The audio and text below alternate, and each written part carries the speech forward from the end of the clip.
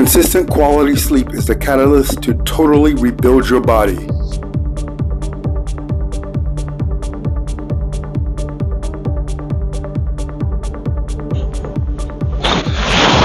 Whew. What's up, everybody? It's Manny Brandon back with Mannys Fitness Fortress, the citadel of power on vacation right here in the hotel. We're going to go over top ways to improve your sleep. 5 top ways to improve your sleep coming up right now. Are you ready?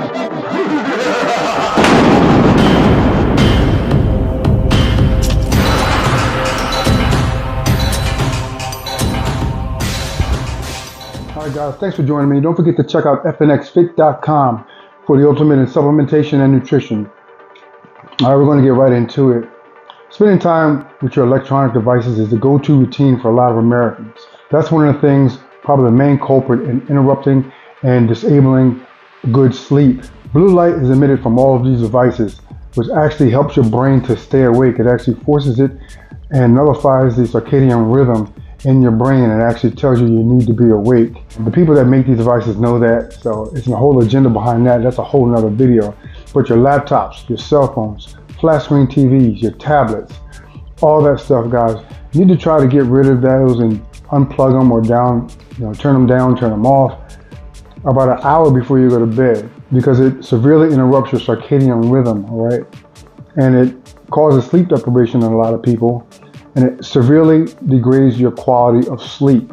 When you have these devices, all right, and you watch them and use them periodically throughout the day, your body's already alert from receiving white light from going outside, things like that. But blue light is short wavelength radiation that's triggered by these devices. And it's also a really bad idea to have them in your room once you do fall asleep, even if they're turned off or not in use, because they interrupt your body's ability to get sound sleep. Your natural sleep rhythm is deterred, it's destroyed, it's actually eliminated in some cases. So a good rule of thumb, a good habit, is to take any electronic device and unplug it and power it off. Not just turn off the screen, but power it off. Or leave it outside of your bedroom door.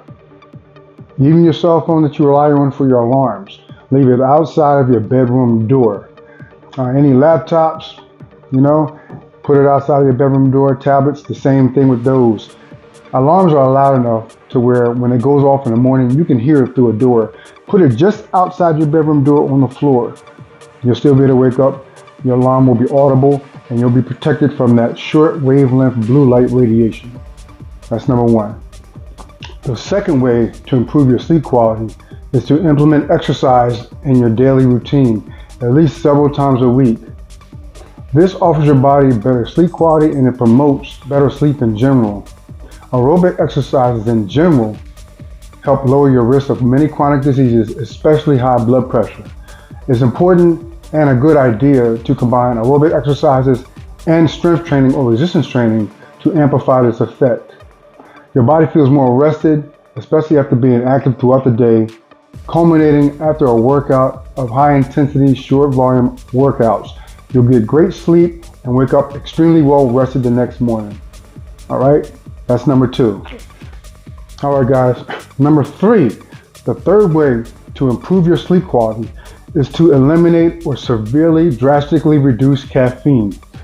This is a big one. Most people don't get the connection about staying awake, alertness, and stimulation of the brain. Over 75% of America drinks coffee, caffeinated tea, or some type of high fructose corn syrup enabled soft drink. Most soft drinks like Coca-Cola, Dr. Pepper, Mountain Dew, Sprite, all have caffeine. Caffeine severely interrupts your body's ability to fall asleep. And for people that don't know, they actually put caffeine. It's one of the main ingredients and one of the most abundant ingredients in pre-workout supplements. That's because a pre-workout supplement is a stimulant to get your body revved up, empowered, and alert for workouts. So you wouldn't want to have any type of chemical, any type of compound in your body like that right before you go to sleep. Most of America doesn't know that. They're avid coffee drinkers, have been for years, But even drinking caffeine midday around lunchtime, or coffee, one or two, a soft drink around 3, 4, 5, 6, or 7 during dinner time can severely impede your body's ability to fall asleep. You will not get well-rested sleep. Some people drink 2 or 3 cups of coffee in the morning. That can actually inhibit your ability to fall asleep at night, because that caffeine will not exit your body by the time you go to bed. So try to opt out for decaffeinated coffee, decaffeinated tea, all right? Or drastically reduce the amount of caffeine. Maybe drink a cup of coffee like every other day, 3 days a week. Or try to eliminate it altogether if you're not really fixated on it like that. Caffeine is in a lot of products, not just teas, coffees, and sodas. It's almost in everything. It's a stimulant. And when you drive that type of chemical into the body, it's going to give you energy. It's going to keep you alert. It's going to keep you awake. It even gives some people the jitters. Like I said, it's in most of a lot of pre-workout compounds, pre-workout supplements. For the sole purpose of getting energy, a boost of energy and alertness for the workout. So eliminate caffeine. That's number 3. All right, number 4. This is also a big one. Eliminate any heavy meals right before your bedtime. This is such a broad range of hours of when people go to bed. Some people go to bed at 7 at night. Some people go to bed at 8. Some go at 9, 10, 11, 12, 1 in the morning. Whatever your bedtime, it's a good rule of thumb to have your last meal, main meal, about 3 hours before you go to bed. So that way your sleep isn't impeded by digestion. Sometimes it doesn't have to be a big meal, but it can be like an inflammatory food, something with high fructose corn syrup or a lot of sugar in it. Food inhibits your sleep process because when you eat that late, your body still has to digest it. And you will not be rested. Your body becomes restless when it's digesting that much food that late at night. According to when you go to sleep, you can adjust the time of your last meal. If you're a person that eats 3 meals a day, adjust your schedule accordingly. If you eat 4 meals a day, adjust accordingly. If you're an athlete, a bodybuilder, you eat between 6 and 10 meals a day, adjust accordingly. If you eat 1 or 2 meals a day with snacks in between, just make sure even if it's a snack, it's not something with a lot of sugar or high fructose corn syrup that will act as a stimulant and make you restless before you go to bed. Some people actually go to bed around 9 o'clock. That's generally a really popular time. And they're eating like 8:30, 8 o'clock. That's way too late. Also, on your last meal before you go to bed, try to drink some water. Facilitate digestion by digesting water. Consuming water helps aid digestion, helps push the food faster through your digestive system.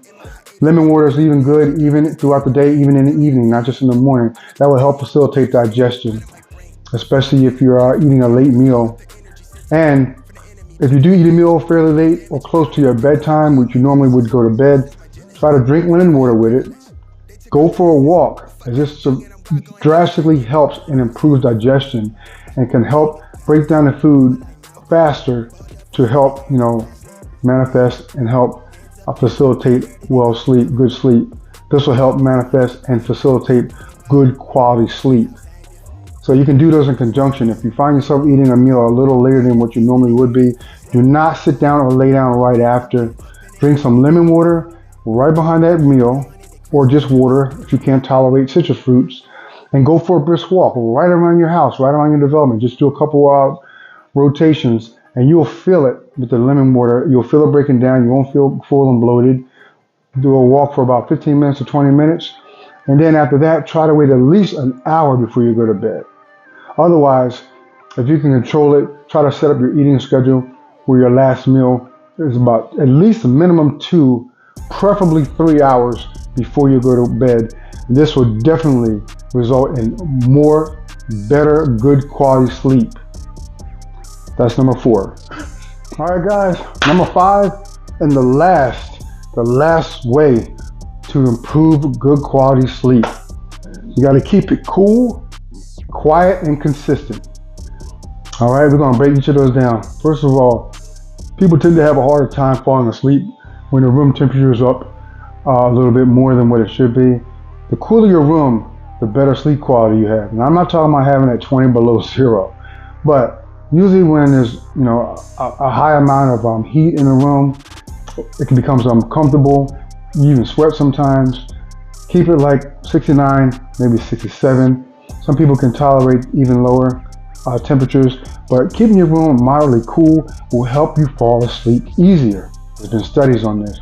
The people that fall asleep in a hot room or even come in from exercising and trying to take a nap, they have a hard time falling asleep after a nice cool shower or laying down in a cool room.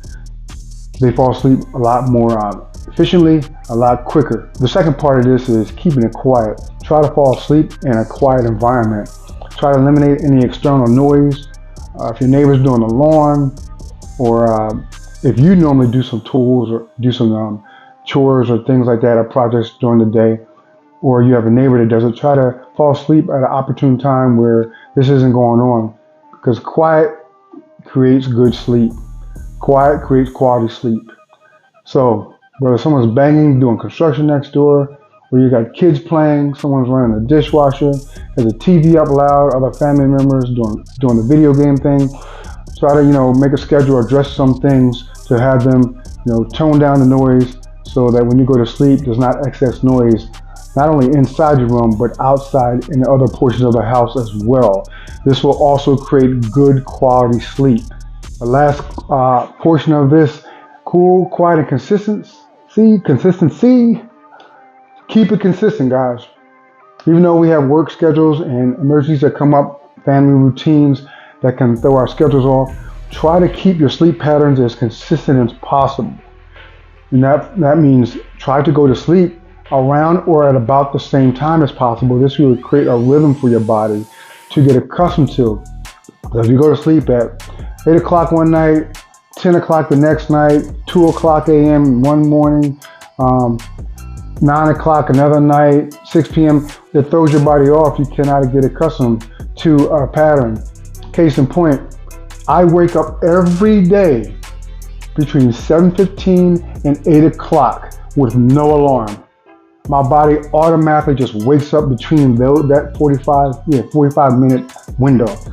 It's because of the consistent sleep pattern. I try to go to bed at least 10 or 11 o'clock. Sometimes I go outside the window, it's like 12 or 1, but in general, my optimal sleep pattern is when I go to bed between 10 and 11, maybe 11:30 at night.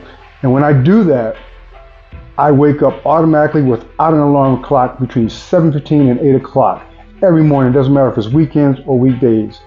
Trust me, guys, try it. Just try to manage things and manipulate things so that there's very little or no noise. Try to go to bed at the same time or around the same time for like 2 weeks. Adjust and implement the other things I talked about in this video, lower the caffeine frequencies and things like that. You'll find that your body will start to adjust and you will be able to fall asleep easier and get better quality sleep. That is the culprit that can bring on a lot of diseases, chronic diseases, and it also eliminates muscle recovery. You can't grow, you can't progress as an athlete if you're not getting proper, accurate rest. You cannot excel in school mentally if you're not getting proper rest. It actually affects your eyesight. Floaters, you need more rest. All right, your brain alertness, your mind, you need more rest. So guys, try to implement these top five things. I'm telling you, they don't cost a thing. This is money in the bank. Implement these 5 strategies and you will start getting good quality sleep. Thanks for watching. I hope this helps you guys. Put down in the comments what you think your best sleep pattern is, what things have helped you in the past, and what things you struggle with as far as sleep. And let me know if you guys are going to try this. And if you do, you guys do 2, 3, 4 weeks, come back in the comment section and let me know how you're doing.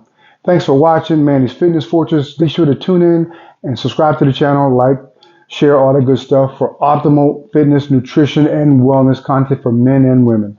Thanks. We'll see you next time.